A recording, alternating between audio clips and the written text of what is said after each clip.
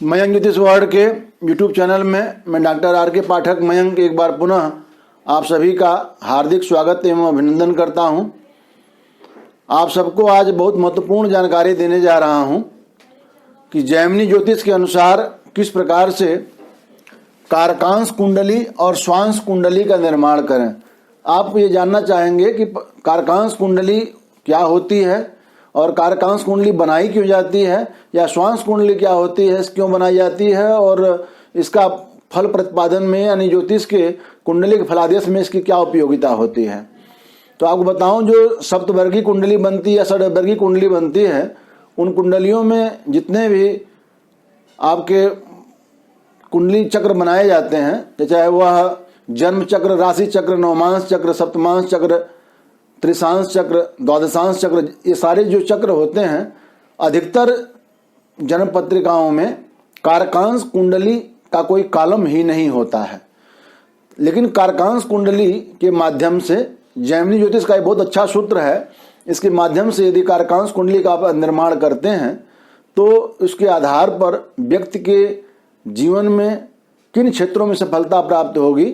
अर्थात कोई व्यक्ति नौकरी करेगा तो नौकरी करेगा, सरकारी करेगा या प्राइवेट करेगा, और नौकरी किस क्षेत्र में पा सकता है इसकी जानकारी, या व्यवसाय यदि करेगा तो कौन सा व्यवसाय करे उसको सफलता अच्छी मिलेगी। तो नौकरी और व्यवसाय जो जीवन के चलाने के लिए, धन कमाने के लिए बहुत महत्वपूर्ण पक्ष होता है, वह व्यक्ति जीवन में क्या करेगा यह जानने के लिए सबसे सटीक उत्तर जो है देती है कारकांश कुंडली देती है। वैसे तो लग्न कुंडली के दशम भाव के आधार पर, दशमेश के आधार पर, नौमांश के आधार पर, बहुत सारे आधार पर लोग व्यक्ति के जन्म के कुंडली के आधार पर लोग व्यवसाय का निर्धारण करते हैं, लेकिन प्रायः वह निर्धारण बहुत अच्छा नहीं माना जाता है, नहीं सटीक नहीं होता है। तो कारकांश कुंडली में यदि बन जाती है तो कारकांश कुंडली के लग्न के आधार पर, कौन सी लग्न है तो लग्न के आधार पर कौन सा व्यवसाय होगा, लग्न में कौन सा ग्रह बैठा हुआ है उसके आधार पर व्यवसाय का निर्धारण, और लग्नेश कौन सा ग्रह है कहाँ बैठा हुआ है, साथ ही दशम भाव में कौन सा जो है ग्रह बैठा हुआ, दशमेश कौन सा ग्रह कहाँ बैठा हुआ है। अर्थात लग्न, लग्नेश, दशम और दशमेश और लग्न के राशि के आधार पर व्यक्ति के जीवन में कौन सा क्षेत्र अच्छा मजबूत पकड़ रहा है, सरकारी या प्राइवेट नौकरी होगी या व्यवसाय होगा, किस चीज का होगा, इसका बहुत अच्छा निर्धारण किया जा सकता है। तो आपको हमने बताया कि कारकांश कुंडली बनाते क्यों, इसकी उपयोगिता क्या है। लेकिन अब हम बताएंगे आपको कि कारकांश कुंडली और स्वांश कुंडली का निर्माण कैसे करें, क्योंकि निर्माण करने के बाद ही तो उसकी उपयोगिता होगी। तो इसके लिए आपको जानना पड़ेगा ग्रहों का, ये जो इसमें एक शब्द आ रहा है कारकांश, कारक धन अंश बराबर कारकांश, तो इसके लिए आपको ग्रहों का कारकत्व जानना पड़ेगा। ग्रहों का कारकत्व आप सभी जानते हैं कि टोटल ग्रह कितने होते हैं, टोटल होते हैं 9 ग्रह होते हैं, लेकिन उसमें राहु और केतु छाया ग्रह होते हैं, इसलिए इनको कोई कारकत्व प्राप्त नहीं होता है। तो जो है उसमें क्या है कि सूर्य से लेकर के शनि तक जो है वह 7 ग्रह जो होते हैं उन्हीं को कारकत्व प्राप्त है। तो कौन कौन से कारक होते हैं, पहले होता है आत्म कारक, उसके बाद आता है अमात्य कारक, उसके बाद होता है भ्रातृ कारक, उसके बाद आता है मातृ कारक, उसके बाद आता है पुत्र कारक, फिर होता है जाति कारक, फिर आता है पति कारक या दारा यानी स्त्री कारक। 7 प्रकार के ग्रहों के कारकत्व होते हैं, 7 ग्रह हैं, कारकत्व 7 होते हैं ये जैमिनी ज्योतिष के अनुसार। तो आत्म कारक, अमात्य कारक, भ्रातृ कारक, मातृ कारक, पुत्र कारक, जाति कारक और पति या दारा कारक। हम आपको ये बताएंगे कि ये कारकत्व निर्धारित कैसे होता है। तो सबसे अधिक जिसका अंश होगा, सबसे अधिक अंश वाला जो ग्रह होता है वह आत्मकारक होता है। कुंडली में सबसे अधिक अंश जिस ग्रह का होगा वह आत्मकारक होगा, उससे कम अंश वाला अमात्य कारक होगा, उससे कम वाला भ्रातृ कारक होगा, उससे कम का मातृ कारक, उससे कम का पुत्र कारक, उससे कम का जाति कारक, और सबसे कम जिसका अंश होता है वह पति कारक या धारा कारक ग्रह माना जाता है। हम आपको एक उदाहरण के आधार पर हम बताएंगे कि कैसे आप इसको देखेंगे। जैसे मान लीजिए किसी कुंडली में सूर्य, चंद्र, मंगल, बुध, गुरु, शुक्र, शनि, इनके ग्रह स्पष्ट दिए हुए हैं। सूर्य का मान लीजिए दिया हुआ 4, 42, 19, चंद्रमा का दिया हुआ 14, 7, 27, मंगल का दिया हुआ है 14, मंगल का दिया है 14, 7 और 34, बुध का दिया हुआ है 21, 11, 54, गुरु का दिया हुआ है 19, 40, 56, फिर शुक्र का दिया हुआ है 9, 33, 12, अब अंत में शनि का दिया हुआ है 27, 39 और 55। ये किसी जन्म के चक्र के दिए हुए हैं। तो इसमें क्या है, ये चार क्या है, ये होता है अंश, ये होता है कला और ये होता है विकला। और जिस सूर्य मान लीजिए जिस राशि पर है, सूर्य मान लीजिए कि सिंह राशि में है तो यहाँ पर लिखा होगा 4, 4, 42, 19। जिस राशि में कोई ग्रह होता है उससे एक कम करके यहाँ राशि संख्या लिखी रहती है। तो देखिए यहाँ पर आपको जो कि राशि की जरूरत है नहीं, इसलिए मैं राशि नहीं लिखा हूँ, केवल अंश कला विकला लिखा हूँ। तो हमने सूत्र क्या बताया, सबसे अधिक जो अंशों वाला जो ग्रह होता है वह आत्मकारक है, उससे कम वाला अमात्य है, फिर भ्रातृ है, फिर मातृ है, फिर पुत्र है, फिर जाति है, फिर पति या धारा कारक है। और आपको सबसे अंश देखना है, सबसे ज्यादा अंश किसका है। सबसे ज्यादा अंश जो है ये 4 है, 14, 14, 21, 19, 9, 27। सबसे ज्यादा अंश किसका हो गया, शनि का हो गया। तो शनि इसमें जो आत्मकारक ग्रह कौन सा हो गया, ये हो गया आत्मकारक ग्रह हो गया, शनि हो गया।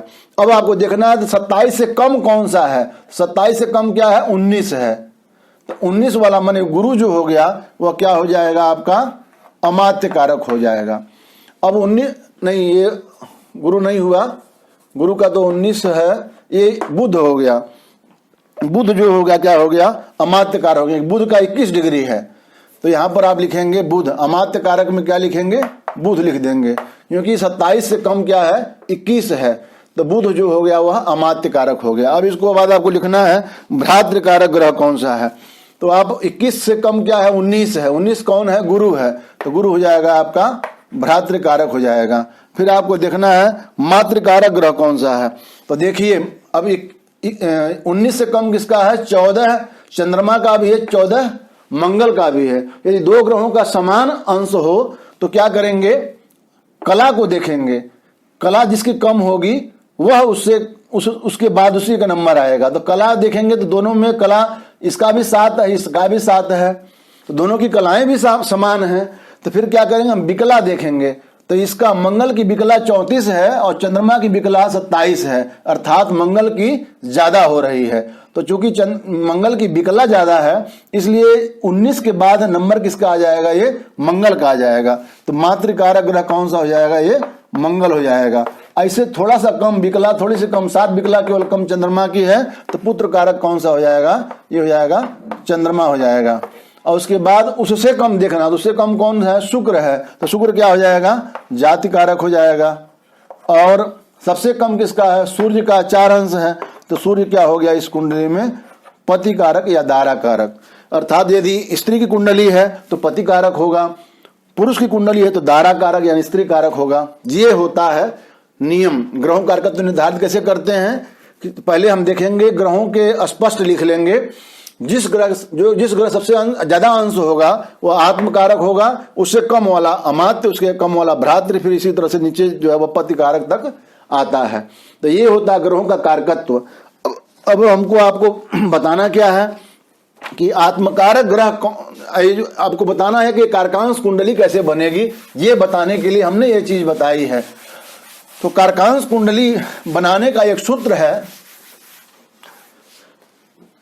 सूत्र इसका क्या है, फार्मूला क्या है, कारकांश कुंडली कैसे बनती है कि आत्मकारक ग्रह जिस राशि के आत्मकारक ग्रह नवमांश कुंडली में, नवमांश चक्र या कुंडली कुछ भी लिख सकते हैं, नवमांश चक्र में जिस राशि में बैठा होगा, जिस राशि में स्थित हो या बैठा हो, स्थित हो, उसी राशि को लग्न मानकर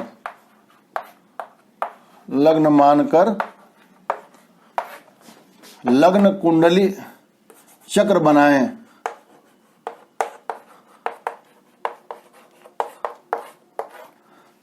पहले क्या करना पड़ेगा, आत्मकारक ग्रह, जैसे मान लीजिए इसमें शनि था आत्मकारक, तो देखना पड़ेगा कुंडली में, जब आप लग्न कुंडली नवमांश कुंडली देखेंगे तो नवमांश कुंडली में आत्मकारक ग्रह जिस राशि में बैठा हो, जैसे मान लीजिए आप चक्र बना रहता है, आत्मकारक ग्रह शनि है, शनि मान लीजिए लिखा बैठा हुआ 6 में, मतलब कौन से भाव में बैठा है महत्वपूर्ण नहीं है, किस राशि में बैठा है ये महत्वपूर्ण है। मान लीजिए शनि 6 राशि में, कन्या राशि में बैठा है, तो जो आप जो चक्र बनाएंगे, ये जो चक्र बनाएंगे आप, इसमें जो क्या कहते हैं जी, जो चक्र का निर्माण करेंगे, कारकांश कुंडली का जो चक्र का निर्माण होगा वह इस प्रकार होगा। मान लीजिए शनि आ गया आपका, अपने उदाहरण देखा, शनि जो हो गया क्या, आपका आत्मकारक ग्रह हो गया। जब शनि आत्मकारक ग्रह है, शनि मान लीजिए 6 में बैठा हुआ है, नवमांश कुंडली 6वीं राशि में बैठा हुआ है, तो यहाँ पर क्या करेंगे, 6 को ही लग्न मान लेंगे। 6, 7, 8, 9, 10, 11, 12, 1, 2, 3, 4 और 5।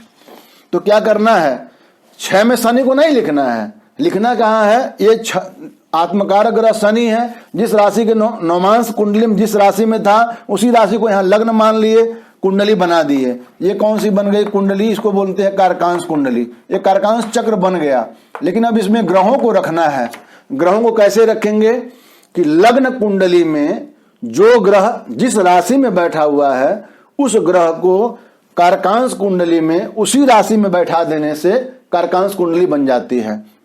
मतलब जैसे मान लीजिए लग्न कुंडली में सूर्य मान लीजिए 9 में, यहाँ पर लग्न कुंडली में सूर्य कितना था, आप यहाँ पर सूर्य मान लीजिए लग्न कुंडली में 5 में है, तो क्या करेंगे, इसमें यहाँ पर 5 में इसको लिख देंगे। चंद्रमा मान लीजिए 9 में है तो 9 में लिख देंगे। मतलब लग्न कुंडली देखनी पड़ेगी। देखना क्या है, आत्मकारक ग्रह को देखना है। नवमांश चक्र में जिस राशि में स्थित होगा, 6 में होगा तो 6 लग्न हो जाएगी, 9 में होगा तो 9 लग्न हो जाएगी, ऐसे चक्र बन गया। फिर उसके बाद ग्रहों को कैसे रखेंगे कि लग्न कुंडली के आधार पर जिस राशि में, मतलब जिस राशि में जो ग्रह बैठा होगा उसी राशि में उन ग्रहों को बैठा देने से कारकांश कुंडली बन जाती है। ये ध्यान रखना है कि भावों को नहीं देखना है, राशि को देखना है। तो जिस राशि में बैठी होगी उसी राशि में रख देने से क्या होता है, आपका ये जो कारकांश चक्र बन जाता है। एक दूसरा होता है स्वांश चक्र, ये दूसरा लिखा हुआ स्वांश चक्र। स्वांश चक्र कैसे बनता है, स्वांश चक्र और कारकांश चक्र में अंतर क्या है। जैसे लग्न कुंडली नवमांश कुंडली होती है, उसी प्रकार से जैमिनी ज्योतिष में कारकांश कुंडली और स्वांश कुंडली है, स्व अंश कुंडली।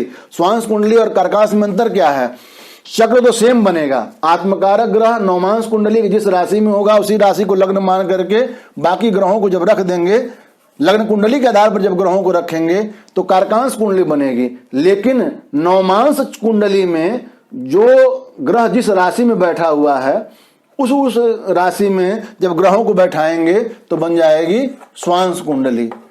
अब आप एक बार दोबारा जो है पूरी बात समझ लीजिए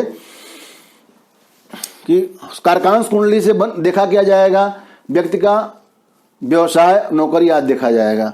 बनाएंगे कैसे, आत्मकारक ग्रह निकालेंगे। आत्मकारक ग्रह कौन सा होगा, सबसे अधिक अंश वाला जो ग्रह होगा वो आत्मकारक होगा।